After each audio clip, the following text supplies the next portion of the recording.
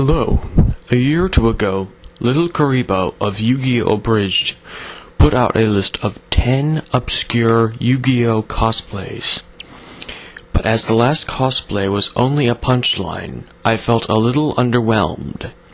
So I'm going to list my top 10 obscure Yu-Gi-Oh! Cosplays in order of increasing difficulty. I've also included a bonus character to make up for the missing relevant character in little Kuriboh's list. It also lets me put on a character whose difficulty I can't place at one spot on the list.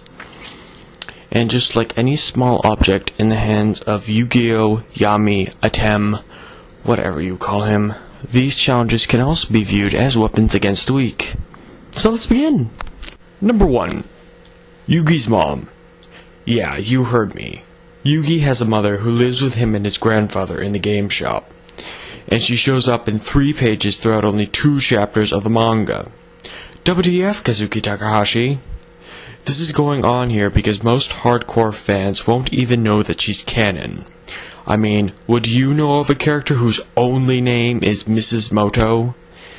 That implies Yugi has a father, who no one and their Shonen Jump knows anything about. So imagine going around a crowded convention hall for 3 days dressed as someone who conventional wisdom dictates shouldn't exist. You will have more people calling you a liar for dressing in this than if you say you never once considered that Yugi was wearing a hat the whole time. So go on, I dare you. Bonus points if you go after people with a ladle for being insolent. Number 2. Winged Kuriboh Level 10. How were you going to dress as this? Simple. You're going to take a Jaden Yuki costume, insert the massive tail and wings that Kuriboh gets in his level 10 form, right into Jaden's Kuriboh hairstyle. What's that? Dressing as that annoying Mary Sue is humiliating enough? You'd never live down the shame of being seen in something so excessively ridiculous? That's your problem. Meanwhile, other people stand to get the idea and become instant icons in their local cosplay community. Bonus points if you loudly incorporate the phrase, "My hair looks nothing like a Kuriboh," into all of your conversations. And I do mean all of them. Number 3. Domino City High Student Body or Faculty. In the original Shadow Games part of the series, better known as Season 0, almost all of the villains and guest characters, not to mention all of the regular cast, are Domino High School students or faculty. You know, for students who are hardly ever in class, their rogues gallery gets heavy contribution from a schooling environment. Get the uniform, get a professional garb, get the other sex's uniform, and you've covered all of your bases. It's easy. A little research, a little customization. You could even go as an OC. If you've submitted a Mary Sue to DeviantArt, you know who you are. This should be a dream come true for you. So why is it on here? Why, after I've flaunted my eagerness to rub challenges in your faces, would I give you a costumes option that doesn't call for as much as a dual disc?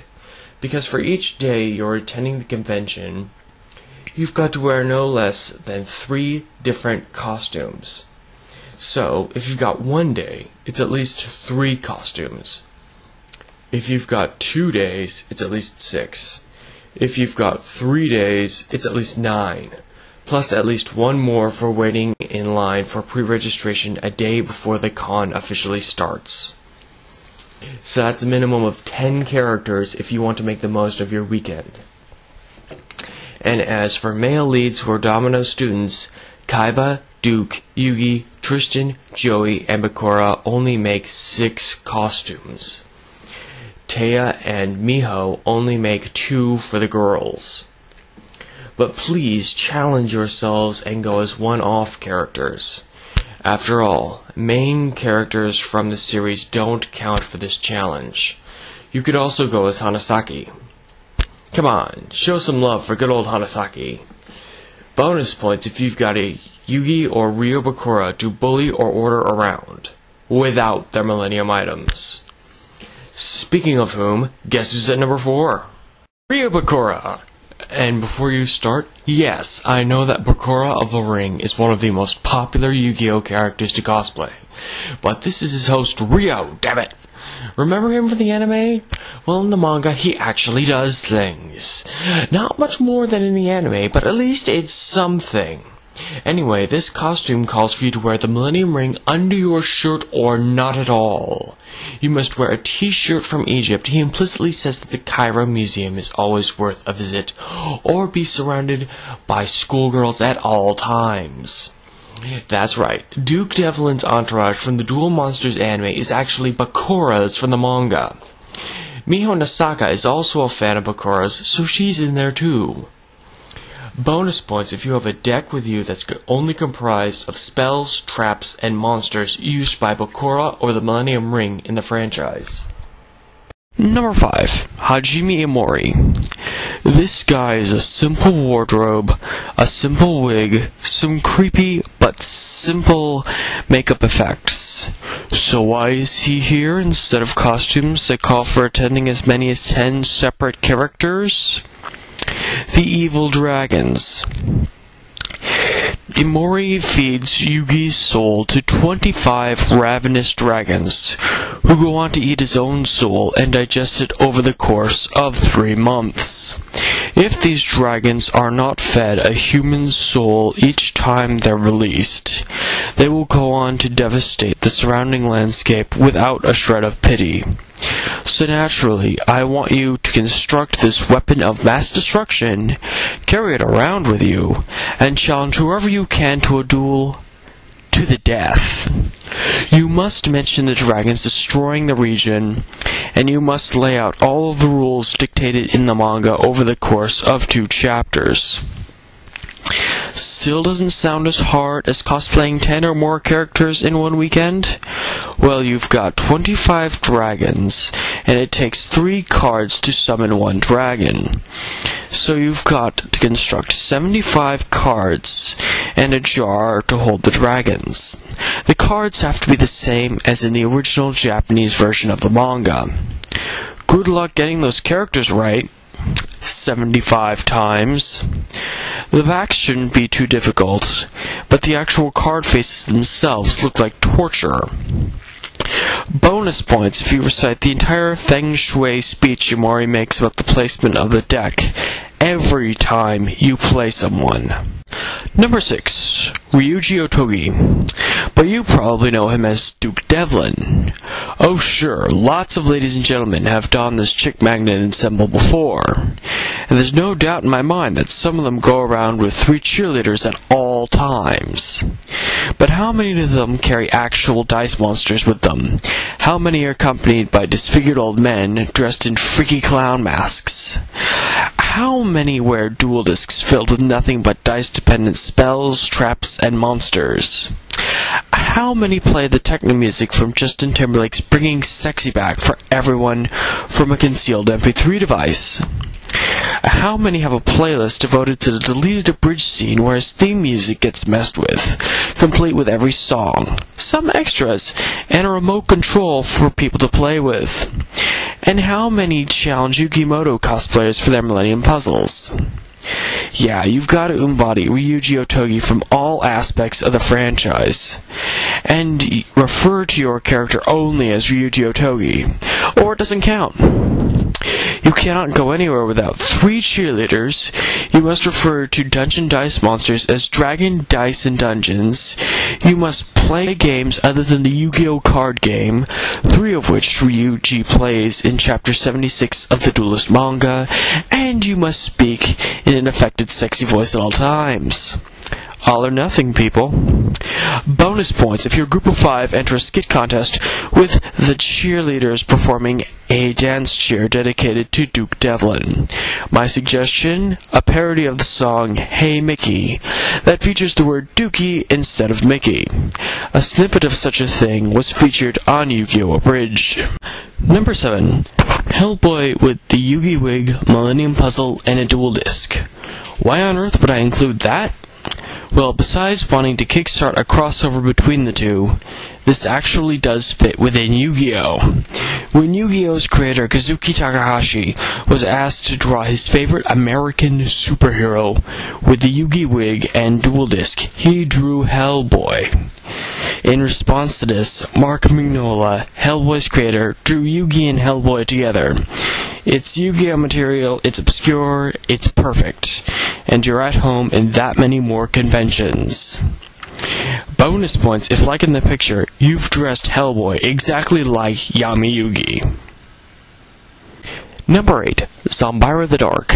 A higher-ranking demon of hell who learned to love and loses a piece of his face, what there is of it to lose, and his life every time he performs a good deed. Man, you can just smell the fandom of American superheroes I was just talking about with this guy. That, or the missing pieces of his face while he's still rotting. This guy even has his own Yu-Gi-Oh! Card, but not his own series. Why? Kazuki Takahashi has enough money from the card game. Let him tell his superhero story.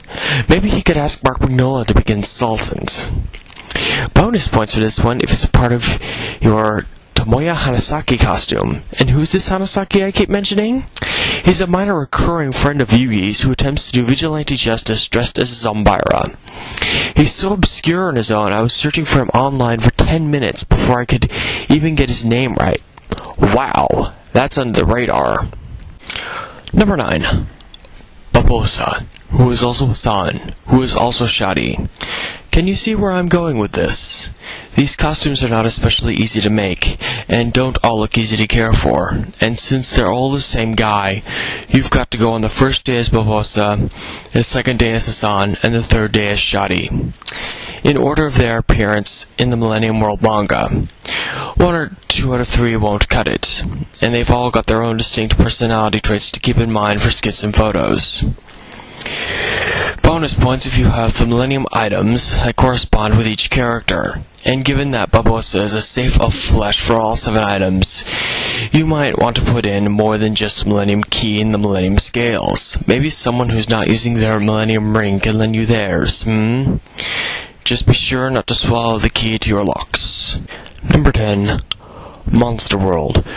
Ryo Bakura's favorite game. You must go as a character or creature from this game, and while Dark Master Zork does qualify, we're looking for more like the level 13 White Wizard Bakura. Or Pocky. Yu-Gi-Oh's answer to every cuddly Pokemon you've ever heard of. Isn't he just precious? Also, there's a little dragon if you're afraid for your image. Sissy. But you can sort that out with your friends when you all go together as the entire group. Yeah, did I not mention that while any of these costumes would turn heads and be striking at a convention, this only qualifies if you go as a group of Yugi and all of his friends during their Monster World adventure. And I do mean all of them. Bonus points if you include any of the board game characters or monsters that didn't join their little band in your cosplay quest party. And speaking of those who didn't join them... Bonus character, Dark Master Zork. Yes, I know that Zork from Season 5 was featured on Little Kuriboh's list at number 3. But that's just an easy manner of a suit, a mask, 2 wings, clawed feet, a tail, and a dragon penis. Dragon penis? Okay, maybe that's not so easy. But at least the Zork I have in mind won't be so inclined to fall apart in the middle of the convention, or awkwardly rub against the people you're in line with, for hours at a time. This Zork is different, from tabletop manga menace to ritual summon monster card. No awkward penis here, just a badass wardrobe over a monster suit. But wait, laboring over this isn't going to be nearly challenging enough, you say? Wow, you're a masochist. Bonus points if you go as Zork in his attack mode. Did you ever hear of that Liger Zero that took 4 people to manipulate? Well, it'll take more coordinated attendees than that to make the attack mode move. And the special hatch has to move to open and close. So there you have it, 11 of the obscure Yu-Gi-Oh! Cosplay characters of interest to me. Maybe next time I'll describe which monsters I'd like to see people cosplay as. No, Dark Magician Girl isn't on that list either.